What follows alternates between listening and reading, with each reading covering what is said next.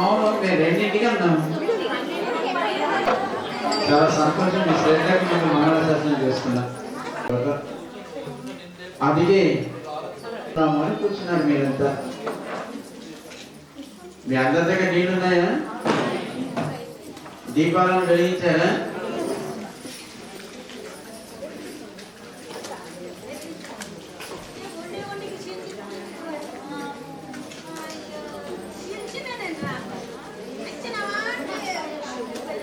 భగవంతుడు ఎక్కడ ఉంటాడు? అంతటా ఉంటాడు, హృదయంలో కూడా ఉంటాడు. ఆ లోపల భగవంతుడు ఉన్నాడా? దీన్ని ఏమంటాం మనం? మరి దీన్ని కూడా ఏమన్నారు అని అనాలి. సరే, దీని అందరిలోనూ అన్ని ద్రవ్యాల్లోనూ ఉంటాడు. మనకి లోపల కదలకుండా ఒక మూర్తి ఉందా లేదా? ఎప్పుడైనా మీరు వ్రతం చేసుకోవాలంటే బయటికి తీసుకురావడానికి వీలుగా మూలమూర్తి అనే పేరు. మనలో భగవంతుడు మూలమూర్తిగా స్థిరంగా ఉంటాడు. ఎప్పుడైనా మన ఇంట్లో పూజ చేసుకునేటప్పుడు, ఎక్కడైనా పూజ చేసుకునేటప్పుడు ఏదో పటం పెట్టుకునో, ఒక ప్రతిమ పెట్టుకునో, ఒక ఏదైనా ఒక చిన్న రూపాన్ని పెట్టుకుని చేసుకునేటప్పుడు ఎక్కడి నుంచి ఆయన్ని రమ్మని పిలుస్తాము? అలా చేద్దాం అనుకున్న వాళ్ళు ఇద్దరున్నారు. శూర్పణఖ రాముడే కావాలని కోరుకుంది. ఏమైంది? ముక్కు చెవుల కోసం పంపించాడు లక్ష్మణుడు. రావణాసుడి సీతమ్మే కావాలని కోరుకున్నాడు. ఏమైంది? 10 తలలు పోయాయా లేదా? కనుక అమ్మని మాత్రమే మనం ఎప్పుడూ ఆశ్రయించము, స్వామిని మాత్రమే ఎప్పుడూ ఆశ్రయించము. ఎప్పుడైనా అమ్మ మన కోసం తాము స్వామి దగ్గరికి చేర్చడం కోసమే తాము వస్తుంది. మరి ఎప్పుడైతే మన స్వామి దగ్గరికి చేరుస్తుందో, స్వామి దగ్గరికి మనం చేరగానే అమ్మ స్వామి పక్కకు చేరి మనని లక్ష్మీనారాయణ తత్వంగా అనుగ్రహిస్తుంది. అందుకోసం మనం ఇక్కడ సిద్ధపడున్నాం. ఈ పూట అమ్మమూర్తిని ఏం చేస్తాం? ఆచమనం చేస్తాం. ఒక 3 సార్లు భగవన్ నామం చెప్తాం. అలాగే శరీరాన్ని పవిత్రం చేసుకోవడం కోసం ఓ 12 స్థానాల్లో 12 భగవన్నామం చేసుకుంటారు. ఆ తర్వాత భగవంతుడు హృదయంలోనూ ఉంటాడు, ఎదురుగా ఉండే ప్రతిమలోనూ కూడా ఉంటాడు. 2 చోట్ల మనం చేసే ఆరాధన చేస్తాం. ఏ పనైనా ఉత్తమ ఫలం కావాలి అని అంటే త్రికరణ శుద్ధిగా చేయాలి. మనస, వాచ కర్మణ అనే కదా అంటూ చెబుతూ చేస్తాం, దాంతో క్రియ కూడా చేస్తాం, దాన్ని కర్మ అంటారు. వాచ అది మంత్రము వాక్యము అయ్యా చేసేది క్రియ చేస్తాం. మనస్సులో మనకి దరిద్రం లేదు కనుక మనస్సుకు ఎన్నో రకాల ఉపచారాలని మన మనసులో చేస్తాం. ఎదురుగా మనకున్న ద్రవ్యాన్ని సమర్పణ చేస్తాం. చెప్పడంలో లోపం ఉండదు. ఏ ద్రవ్యం ఉంటే ఆ ద్రవ్యంతో మనం మనసారా స్వామిని అమ్మని ఆర్తిస్తాం. మనంతా కూడా అలాగే చేద్దాం. ముందుగా మనస్సును పవిత్రం చేసుకోవాలి కనుక ఈ బ్రహ్మ పదం నుంచి ఇక్కడి నుంచి అయితే మనకు, ఇక్కడి నుంచి అయితే పితృదేవతలకి ఇలా ఓం నమః ఒకసారి ప్రారంభం, రెండవసారి తీసుకోండి. ఓం అనంతాయ నమః, మూడవసారి మళ్ళీ తీసుకోండి. చేయి కడుక్కోండి. ఓం నారాయణాయ నమః, ఓం మాధవాయ నమః, ఓం గోవిందాయ నమః, ఓం విష్ణవే నమః, ఓం మధుసూదనాయ నమః, ఓం త్రివిక్రమాయ నమః, ఓం వామనాయ నమః, ఓం శ్రీధరాయ నమః, ఓం ఋషికేశాయ నమః, ఓం పద్మనాభాయ నమః, ఓం దామోదరాయ నమః. ఇక్కడ మనం చేసే పని ఏంటి? ఎడమ చేతిలో కుడి చేతిని ఉపయోగించండి. కుడి మోకాల మీద పెట్టుకోండి. అంతా చెప్పండి. ఎడమ చేయి కింద ఉండాలి. చెప్పండి. శ్రీ గోవింద గోవింద గోవింద, శ్రీ మహావిష్ణురాజ్ఞయ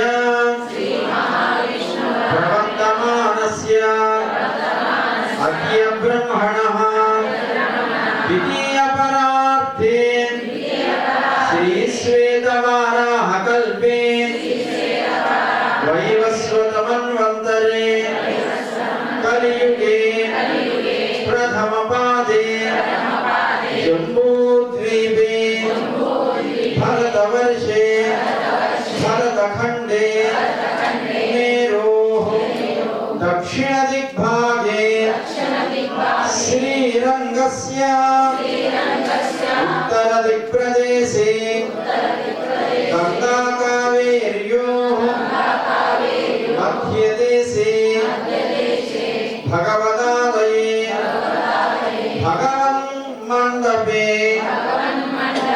మామూలున్న స్థానం. ఇప్పుడు కాలాన్ని స్మరిస్తాం. అస్మిన్ వర్తమాన వ్యావహారిక చాంద్రమానేన శ్రీ ప్రభవాని సృష్టి సంవత్సరాణాం మధ్యే శ్రీ విశ్వావసునామ సంవత్సరే దక్షిణాయనే హేమంత ఋతు పుష్యమాసే కృష్ణపక్షే తృతీయాయాం భౌమవాసరే శుభవాసరే ఆశ్లేషా నక్షత్రే శుభ నక్షత్ర శుభయోగ శుభకరణ అస్యాం శుభతిథౌ. ఇది మనమున్న సమయం. ఏం చేస్తున్నాను, ఎందుకోసం చేస్తున్నాను చెప్పారు. భగవత్ భాగవత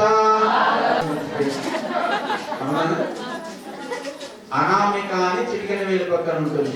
దీని ఉంగరపు వేలు అంటే. ఇప్పుడు భగవంతుడు ఎక్కడున్నాడు? ఇప్పుడు మనం పూజ ఎక్కడ చేద్దాం అనుకున్నాం? నారాయణాయ భయామి. హృదయంలో ఉండే అమ్మతో కూడి ప్రతిమలోకి రమ్మని పిలవండి. స్వామికి దక్షిణపు చేతికి అంటే అమ్మ పాదాలకి స్వామి పాదాలకు కడగడానికి నీళ్ళు ఇవ్వండి 2 సార్లు. ఆచమనీయం సమర్పయామి 3 సార్లు ఆచమనానికి నీరు ఇవ్వండి. మీకు కాదు, అమ్మకి స్వామి 3 సార్లు నీటిని ఇవ్వండి. గండూషణం సమర్పయామి ఒకసారి నోటికి పుక్కిలించడానికి నీరు ఇవ్వండి. ఒకసారి స్నానం సమర్పయామి చక్కగా పుష్పంతో ఆ అమ్మ ప్రతిమలోనే ఉంది కనుక ఒకసారి ప్రోక్షణ చేయండి.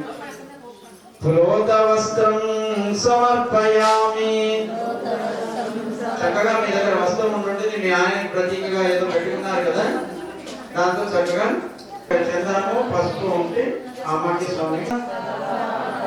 అలంకారం సమర్పయామి మనస్సులో చక్కగా రకాల వర్ణాలు, తెల్లవి కావచ్చు, పసుపువి కావచ్చు, గులాబులు కావచ్చు, రకరకాల పరిమళాలు కలిగినవి ఆయా ఋతువులలో లోకంలో భగవంతుడి ఆరాధనకి యోగ్యమైన పుష్పాలు మనసులో భావన చేయండి. ఎదురుగా మనకి ఏదిస్తా అదన పరివారాన్ని కూడా ఆరాధిస్తాం. చెప్పండి. ముందుగా ఏదైనా హృదయంలో సమర్పణ చేసి అప్పుడు ఎదురుగా ఉండేటువంటి రూపం దగ్గర సమర్పణ చేస్తాం. చెప్పండి. ఓం నమః, ఓం మాధవాయ నమః, ఓం గోవిందాయ నమః, ఓం విష్ణవే నమః, ఓం మధుసూదనాయ నమః, ఓం త్రివిక్రమాయ నమః, ఓం వామనాయ నమః, ఓం శ్రీధరాయ నమః, ఓం ఋషికేశాయ నమః, ఓం పద్మనాభాయ నమః, ఓం దామోదరాయ, ఓం శ్రీకృష్ణాయ నమః. అలాగే అమ్మనామాల గురించి చెప్పుకుంటా. పసుపు కుంకుమతో అమ్మని ఆచరించే. ఓం ప్రకృత్యై నమః, ఓం వికృత్యై నమః, ఓం విద్యాయై నమః, ఓం సర్వభూత హితప్రదాయై నమః, ఓం శ్రద్ధాయై నమః, ఓం విభూత్యై నమః, ఓం సుజయే నమః, ఓం స్వాహాయై నమః, ఓం స్వధాయై నమః, ఓం సుధాయై నమః, ఓం ధన్యాయై నమః, ఓం హిరణ్యభావర్యై నమః, ఓం ఆదిత్యై నమః, ఓం దీప్తాయై నమః, ఓం వసుధాయై నమః, ఓం వసుధారిణ్యై నమః, ఓం లక్ష్మ్యై నమః, ఓం బ్రహ్మ విష్ణు శివాత్మికాయై నమః, ఓం త్రికాల జ్ఞాన సంపన్నాయై నమః, ఓం భువనేశ్వర, ఓం శ్రీ మహాలక్ష్మీ నమః, ఓం శ్రీదేవ్యై నమః, శ్రీరాదేవ్యై నమః, ఓం శ్రీ గోదాదేవ్యై నమః, ఓం శ్రీ గరుడాయ నమః, ఓం శ్రీమతే విశ్వక్సేనాయ నమః, ఓం శ్రీ పరాంకుశాయ నమః, ఓం శ్రీమతే రామా, ఓం స్వాచార్యేభ్యో నమః. ధూపమాఘ్రాపయామి.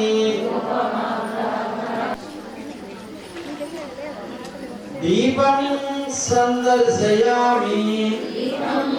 అలాగే దీపాన్ని కూడా సరిపెట్టుకుంటాం. బొట్టన వేలు కలిపితే భగవంతుడు దానికి దిగి తిప్పుతాం. ఒకటే చెయ్యి, ఆ ఒక్క చేతితో కుడి చేతితోనే మనం అమ్మకి స్వామికి నివేదన చేస్తాం. చెప్పండి. ఓం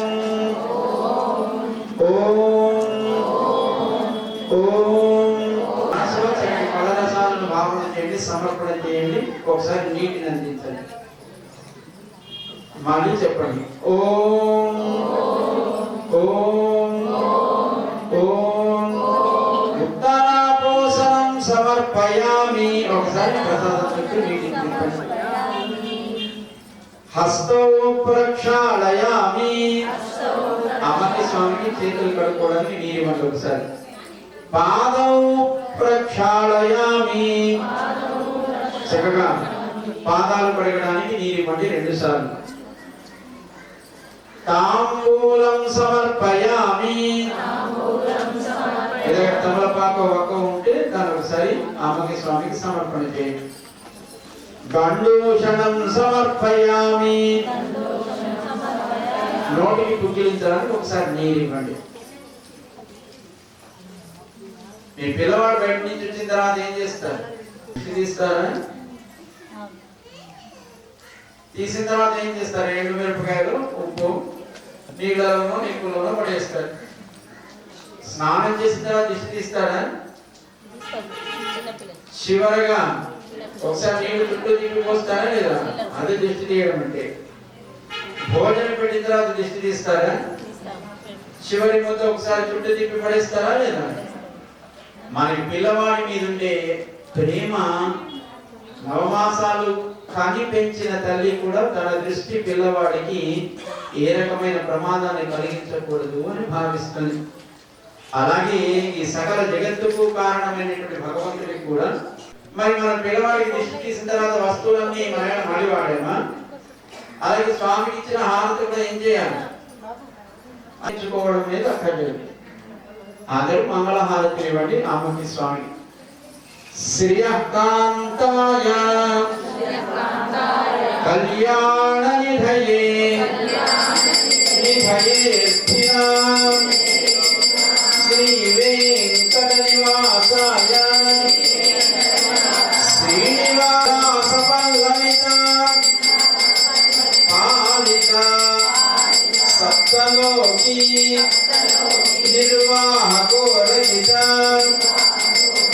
నేమ కటాక్షలీలా శ్రీరంగహన్యతల మంగళదీపరేఖాం శ్రీరంగరాజమహిషీ శ్రియమాశ్రయామః మంగళాశాసనపరైః మదాచార్య పురోగమైః సర్వైశ్చ పూర్వైః ఆచార్యైః సత్కృతాయాస్తు మంగళం. దానికి పెట్టి పైన కొంచెం జలాన్ని ప్రోక్షణ చేసి నమస్కారం చేయండి. ఎందుకోసం ఈ పూజ? దేనికోసం మీరు పూజ చేశారు? అదే చెప్పింది ఇందాక. మరి లోకం బాగుండాలని ప్రార్థన చేస్తున్నా లేదా? మీకు సర్పంచ్ ఎలక్షన్స్ అయ్యాయా? అలాగే లోకమంతా సుఖంగా ఉండాలని ప్రార్థన చేస్తాం. చేతులు జోడించి చెప్పండి. స్వస్తి ప్రజాభ్యః పరిపాలయంతాం న్యాయేన మార్గేణ గో బ్రాహ్మణేభ్యః శుభమస్తు నిత్యం సుఖినో భవంతు కాలే వర్షతు పర్జన్యః పృథివీ సస్యశాలినీ దేశోయం క్షోభరహితః బ్రాహ్మణాః సంతు నిర్భయాః. మంచి వర్షాలు కురవాలి, భూమి ఎప్పుడు సస్యశ్యామలై మంచి పాడి పంటలు కలిగింది అని ప్రార్థన చేశారు. ఆయన పూజ అంటే ఉపచారాలు చేద్దామని కూర్చున్నాం, కానీ మన లోపం, భావనా లోపం కావచ్చు, మంత్రలోపం కావచ్చు, తంత్రలోపం కావచ్చు, ద్రవ్యలోపం కావచ్చు, ఇవన్నీ మనం ఆయన సేవ చేద్దామని కూర్చున్నాం, కానీ ఎన్ని లోపాలతో చేసుంటామో తెలియదు కదా. కనుక స్వామి చేసి నీకే చెయ్యడం కోసం మేము ఇక్కడ చేరి ఉన్నాం కనుక దీని ప్రీతితో స్వీకరించి లోకానికి ఏర్పడవలసిన భక్తిహీనం జనార్దన యత్కృతం తు మయా దేవ పరిపూర్ణం ఉపచారాపదేశేన కృతాన్ అహరహర్మయా. ఇచ్చినవి ఆయన ఆరాధన చేయడానికి వీలుగా శరీరాన్ని ఎవరిచ్చారు? ఇంద్రియాలను ఎవరిచ్చారు? మనస్సును ఎవరిచ్చారు? బుద్ధిని ఎవరిచ్చారు? ఆత్మ ఎవరికి చెందింది? అని ఆయనవే. ఆయనకే చెందిన ఈ సకల ద్రవ్యములను ఆయనకే చెందిన ఆత్మ లేదా జీవుడు అయిన మనం ఆయనకి సమర్పణ చేస్తున్నాం. ఆయన మనకంటే విలక్షణమైన వాడు, మనకంటే వేరైన వాడు. మనము ఆయన ఒకటి కాదు, ఆయన వేరు మనం వేరు. మనమేమో కర్మబంధంలో ఉండేవాడు, ఆయనేమో మన కర్మను తొలగించడానికి మనకంటే గొప్పవాడు పరుడు అంటారు. మన ద్రవ్యం కాని దాన్ని ఏమంటాం? పరద్రవ్యం అంటామో లేదా మనది కాని దాన్ని. కనుక మనము మనకి చెందిన వాళ్ళం కాదు, మనం ఏదైతే పూజ కోసం వినియోగించిన ద్రవ్యము మనది కాదు అని ఆయన ఇచ్చినవే కనుక ఆయనకే సమర్పణ చేస్తాం. చేతిలోకి నీళ్లు తీసుకొని చెప్పండి. కాయేన వాచా ప్రకృతే స్వభావాత్ కరోమి యద్యత్ సకలం పరయామి శ్రీమన్నారాయణాయేతి సమర్పయామి. సర్వం శ్రీకృష్ణార్పణమస్తు. ఎవరైనా అన్నిటికీ ఆధారమైన వాడు. ఆయనకు పేరుంది నారాయణ అని. కనుక ఎవరికి? నారాయణాయ సమర్పయామి. ఆయన ఒక్కడేనా అంటే అమ్మతో కూడి ఉన్నది శ్రీమన్నారాయణుడు. అందుకే శ్రీమన్నారాయణాయ ఇది సమర్పయామి అని మనం చేసినటువంటి ఈ సేవ ఆయనకి ఆనందమును కలిగించుగాక అని ఆయనే మనకి కృష్ణుడిగా లోకంలో అవతరించాడు కనుక సర్వం శ్రీకృష్ణార్పణం అని సమర్పణ చేశాం. ఇప్పుడు స్వామిని ఎక్కడి నుంచి రమ్మన్నాం? హృదయంలోంచి. మళ్ళీ ఎక్కడికి చేర్చాలి? మళ్ళీ హృదయంలోకి చేర్చాలా వద్దా? కానీ ఇప్పుడు స్వామి ప్రతిమలో ఉన్నాడు అమ్మతో కూడి. మళ్ళీ హృదయంలోకి రమ్మని పిలుస్తాం. దాన్ని ఉద్వాసన అంటారు. అంతా ప్రతిమ దగ్గర దోషులు బట్టి చెప్పండి. ఉద్వాసయామి. భగవంతుని హృదయంలోకి రమ్మని పిలిచారు. ఇప్పుడు స్వామి ఎక్కడ ఉన్నాడు? హృదయంలో ఉన్నాడు. మీరు బయటానికి నివేదన చేశారు, మరి హృదయంలో కూడా ఉన్నాడా లేదా? మరి అక్కడ కూడా నివేదన చేయాలా అక్కర్లేదా? అక్కడ నివేదన చేయాలంటే ఎలా చేయాలి? దాన్ని పంటికి తగలకుండా ఆ లోపల నివేదన చేయడానికి ఒక మార్గం పెట్టాడు. అహం వైశ్వానరో భూత్వా ప్రాణినాం దేహమాశ్రిత ప్రాణాపాన సమాయుక్తః పచామి అన్నం చతుర్విధం. మనం తీసుకునే ఆహారాన్ని జీర్ణం చేసేది ఎవరు? వైశ్వానరుడు అనే పేరుతో అగ్నిగా ఉండే భగవంతుడు. కానీ ఆయనగా ఉంది, అబ్బో ఇది పుల్లగా ఉంది, తీయగా ఉంది అని తింటూ ఉంటాం. కానీ మనం ఏది తిన్నా ఏది త్రాగినా లోపల ఉండేటువంటి భగవంతుడికి నివేదనగా భావిస్తాం. అది పంటికి తగలకుండా లోపలికి చేర్చాలి. అలాగే మీరు నివేదన చేసిన దాన్ని మన లోపల ఉండే భగవంతుడికి కూడా నివేదన చేయాలి.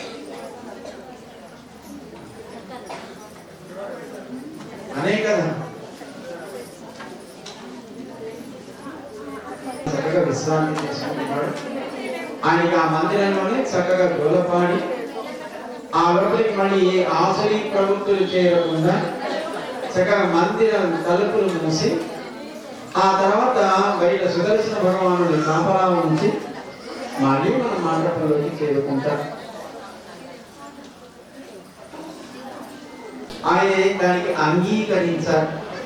పొద్దున 10ంటికి మనం సిద్ధపడ్డ సాయంకాలం 3ంటికి కదా ఆయన మనకి ఎక్కడెక్కడో మనకంటే గొప్ప భక్తులు ఎవరో ఒకడు స్వామి మా ఇంటికి భక్తులు కనుక ఇప్పటికైనా ఆయన మన దగ్గరకు వచ్చి చక్కగా మనం అందించినటువంటి ఈ ఆరాధనను ప్రీతితో స్వీకరించాడు అని మనం భావిస్తాం.